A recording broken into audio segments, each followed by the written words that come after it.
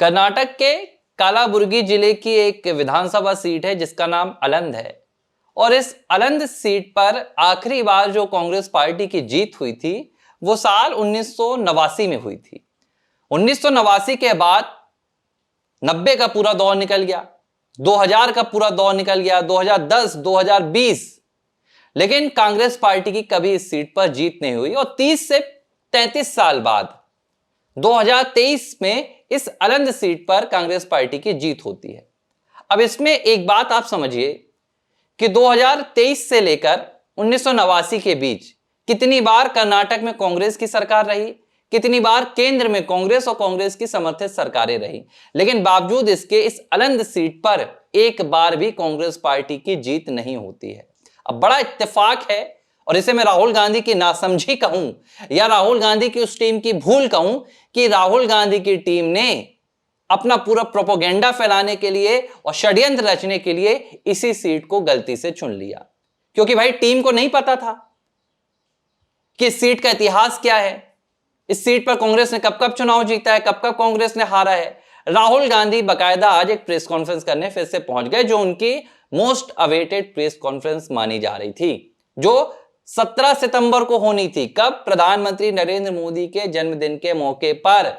लेकिन रिपोर्ट्स बता रही हैं कि राहुल गांधी को उनकी पीआर टीम ने और जो भी उनकी बैकअप टीम्स हैं, चाहे फिर वो म्यांमार से हो, चाहे फिर वो उनके मलेशिया से हो, मुझे नहीं पता राहुल गांधी की टीम कहां से प्रेजेंटेशन तैयार कर रही है, लेकिन उन्होंने कहा कि 17 सितंबर का दिन आप मत चुनिए, दुनिया भर में किरकिरी हो जाएगी। प्रधानमंत्री नरेंद्र मोदी को दुनिया भर से जन्मदिन की बधाइयां मिल रही हैं, आपकी प्रेस कॉन्फ्रेंस में 4 लोग भी नहीं पहुंचेंगे। राहुल गांधी ने कैंसिल किया और 18 सितंबर का दिन चुना। आज जब राहुल गांधी प्रेस कॉन्फ्रेंस में पहुंचे तो राहुल गांधी ने झूठों की ऐसी बाढ़ ला दी कि खुद राहुल गांधी इस बाढ़ में अब बहने वाले हैं। और सिर्फ खुद नहीं बहेंगे, कांग्रेस को भी बहाएंगे, और जो कांग्रेस के साथ आएगा वो भी इस बाढ़ में बह जाएगा। राहुल गांधी ने पूरी कांग्रेस पार्टी को आज एक ऐसी परिस्थिति में लाकर खड़ा कर दिया है, एक ऐसी नाव पे लाकर खड़ा कर दिया है जिस नाव में हर तरफ छेद ही छेद हैं, पानी ही पानी भरता जा रहा है। लेकिन राहुल गांधी हैं कि पूरी नाव में कांग्रेस पार्टी को लेकर इस वोट चोरी के समंदर में कूदे जा रहे हैं। आज उन्होंने क्या किया, कैसे उन्होंने गलतियां की और खुद पूरी कांग्रेस पार्टी को ले जाकर फंसा दिया, एक एक कर बताता हूं। राहुल गांधी ने आज जो अपने मनगढ़ंत आरोप लगाए, उन आरोपों को तो इलेक्शन कमीशन ने 1 मिनट के भीतर खारिज कर दिया और उसकी सच्चाई देश के सामने लाकर रख दी। राहुल गांधी ने कहा कि कर्नाटक की एक विधानसभा सीट है, कालीबुर्गी जिले की कौन सी सीट? अलंद विधानसभा सीट। यहां पर करीब 6018 वोटों को डिलीट कर दिया गया। डिलीट कैसे किया गया?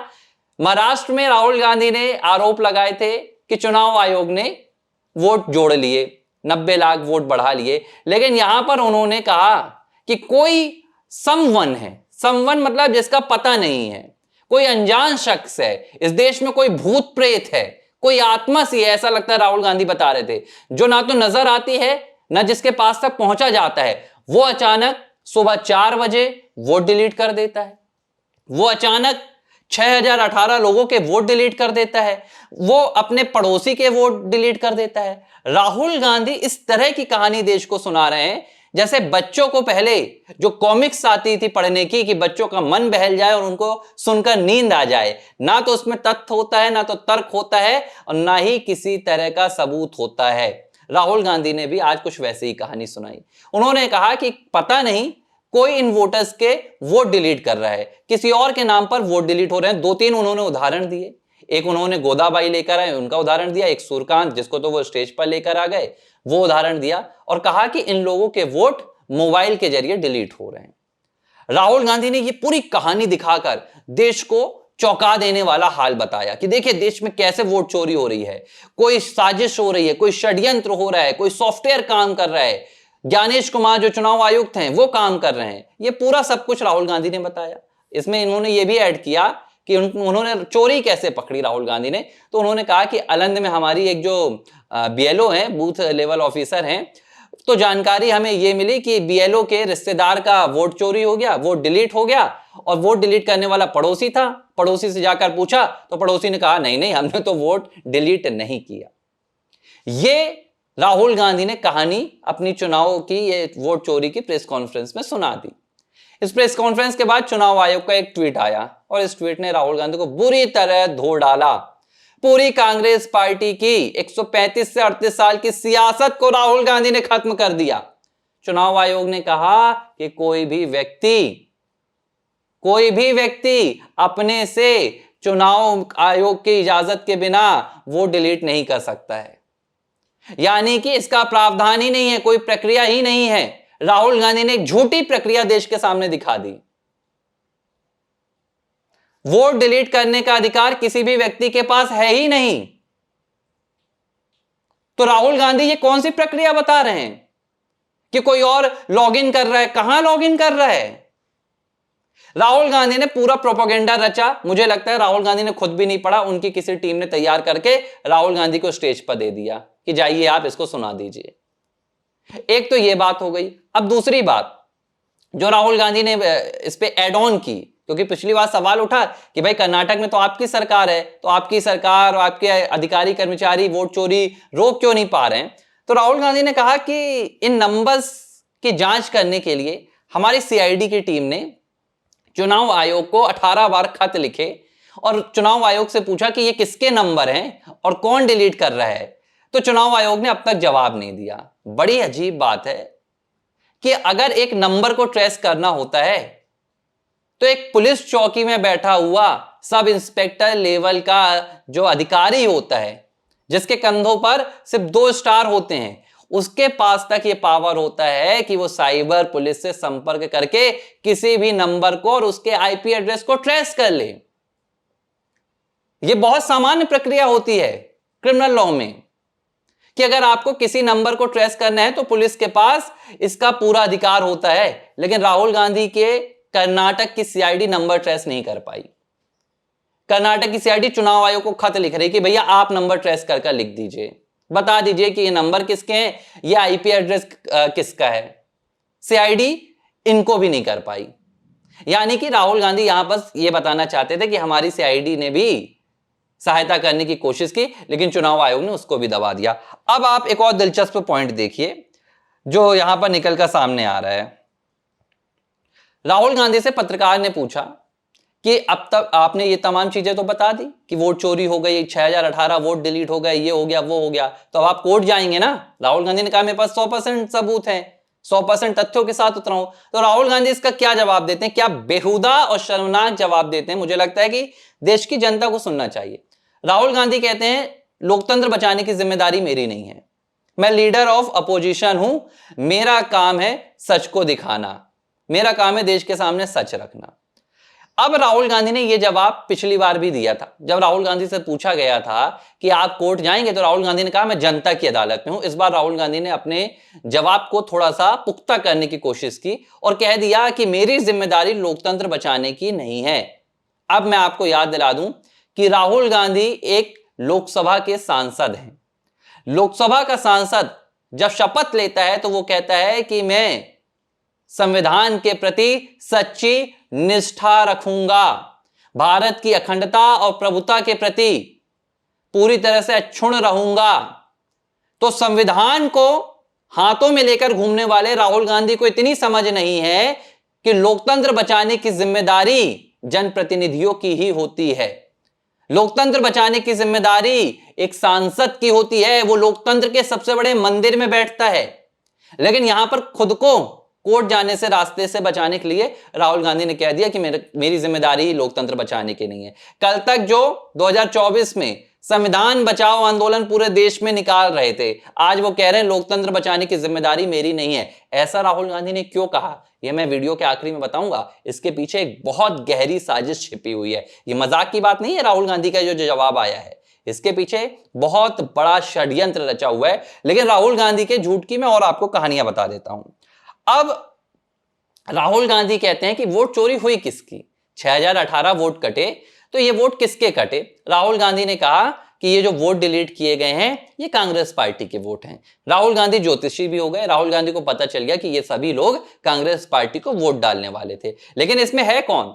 राहुल गांधी कहते हैं कि इसमें आदिवासी हैं, इसमें दलित हैं, इसमें ओबीसी हैं और इसमें माइनॉरिटी हैं।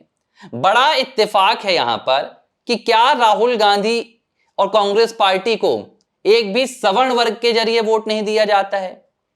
क्या सवर्ण वर्ग राहुल गांधी का मतदाता नहीं है, या राहुल गांधी सवर्ण वर्ग को अपना मतदाता नहीं मानते हैं? क्यों राहुल गांधी के 6018 वोटों में सिर्फ दलित हैं, आदिवासी हैं, ओबीसी हैं और माइनॉरिटी हैं? और वोटर्स की जात कब से देखी जाने लगी? वोटर्स का धर्म कब से देखा जाने लगा? क्योंकि राहुल गांधी इस देश को अराजकता की आग में झोंकना चाहते हैं। राहुल गांधी एक संघर्ष पैदा करना चाहते हैं जिसमें ओबीसी को अलग किया जाए, दलितों को अलग किया जाए, आदिवासियों को अलग किया जाए, और अल्पसंख्यक को लेकर तो भैया कांग्रेस की 150 साल की राजनीति है। इस तरह राहुल गांधी इस वोट चोरी की अपनी पूरी श्रृंखला में देश के भीतर एक अराजकता का माहौल बनाना चाहते हैं। एक और पॉइंट आपको बताता हूं, चलिए। युवाओं को अब आपको बताता हूं सबसे बड़ा सच। राहुल गांधी की इस पूरी जो प्रेस कॉन्फ्रेंस का सबसे बड़ा सच क्या है? जिस वक्त राहुल गांधी ये प्रेस कॉन्फ्रेंस कर रहे थे उससे ठीक एक दिन पहले कर्नाटक की एक विधानसभा है। कौन सी विधानसभा में आपको बता देता हूं। कर्नाटक की विधानसभा में कांग्रेस के एक प्रत्याशी हैं, उनका जो चुनाव है, जिनका नाम है, क्या नाम है इनका? के.वाई. नंजीगौड़ा। के.वाई. नंजीगौड़ा कांग्रेस के 2023 के विधानसभा चुनाव में कर्नाटक से जीतकर आने वाले विधायक थे। इनके चुनाव को इनवैलिड घोषित कर दिया है कर्नाटक हाईकोर्ट ने, अवैध घोषित कर दिया है, और 4 हफ्तों के भीतर दोबारा से वोटों की गिनती का आदेश दिया है। यह हुआ है असल में कर्नाटक में कांग्रेस पार्टी ने धांधलियां कर करके कहीं ना कहीं चुनाव जीतने में खुद को आगे बढ़ाया है, और अब देश में अराजकता का माहौल पैदा करने के लिए राहुल गांधी पूरा प्रोपेगेंडा रच रहे हैं। अब मैं उस बात पर आ जाता हूं जो मैंने आपसे कहा था कि राहुल गांधी ने क्यों कहा कि लोकतंत्र बचाना मेरी जिम्मेदारी नहीं है। राहुल गांधी की आप पुरानी स्पीच सुनिएगा जिसमें राहुल गांधी हमेशा कहते थे हिंदुस्तान के लोगों, हिंदुस्तान की जनता, भारत की जनता। आज राहुल गांधी की इस पूरी प्रेस कॉन्फ्रेंस को आप सुनिएगा, एक शब्द को राहुल गांधी बार बार जानबूझकर जो वो भूल रहे थे लेकिन बार बार जोड़ रहे थे। हिंदुस्तान के युवाओं सुनो, हिंदुस्तान के युवाओं में आपसे कहना चाहता हूं, अगर एक हफ्ते के भीतर चुनाव आयोग सीआईडी को यह जानकारी नहीं देती है तो आप समझ लीजिएगा कि भारत की डेमोक्रेसी खत्म हो चुकी है। युवाओं को आक्रोशित करने की कोशिश कर रहे हैं, क्योंकि नेपाल में जो हुआ जेनजी आंदोलन, राहुल गांधी इस तरह के आंदोलन, इस तरह की अराजकता भारत में पैदा करने की पूरी कोशिश कर रहे हैं, और यह प्रेस कॉन्फ्रेंस राहुल गांधी के उसी मंसूबे को दिखाती है। और मुझे लगता है कि जांच होनी चाहिए, इस तरह की प्रेस कॉन्फ्रेंस की जांच होनी चाहिए, क्योंकि इसमें ना तो आरोप है सही, ना तो तथ्य है, ना तर्क है। राहुल गांधी को अब बख्शा नहीं जाना चाहिए, क्योंकि अब देश की जो स्थिति है, अगर राहुल गांधी भड़काने में आ गए हैं देश को, और थोड़ी बहुत भी संधि है यहां पर, तो मुझे लगता है कि जांच एजेंसियों को अब जुट जाना चाहिए, समय बर्बाद नहीं करना चाहिए, क्योंकि राहुल गांधी अब सीधे तौर पर देश को अराजकता की आग में झोंकने के पूरे पुरजोर समर्थक हो गए हैं, और इसीलिए वो बार बार युवाओं को एड्रेस कर रहे हैं, जो राहुल गांधी पहले कभी नहीं करते थे। तीसरी बात एक और आपको बताता हूं, जिस प्रेस कॉन्फ्रेंस को राहुल गांधी ने किया, अब ये इत्तेफाक है, कांग्रेस पार्टी की गलती है, या इसके पीछे भी कोई साजिश है? इस प्रेस कॉन्फ्रेंस के अंत में राहुल गांधी ने कहा कि अब राष्ट्रगान होगा तो सभी खड़े हो जाइए। सभी लोग खड़े हो गए। मैं भी राष्ट्रगान के लिए इंतजार कर रहा था खड़े होकर, हालांकि मैं तो टीवी पर देख रहा था ये प्रेस कॉन्फ्रेंस। तभी अधूरा राष्ट्रगान शुरू होता है। जन गण मन अधिनायक जय है, यहां से राष्ट्रगान शुरू नहीं होता है।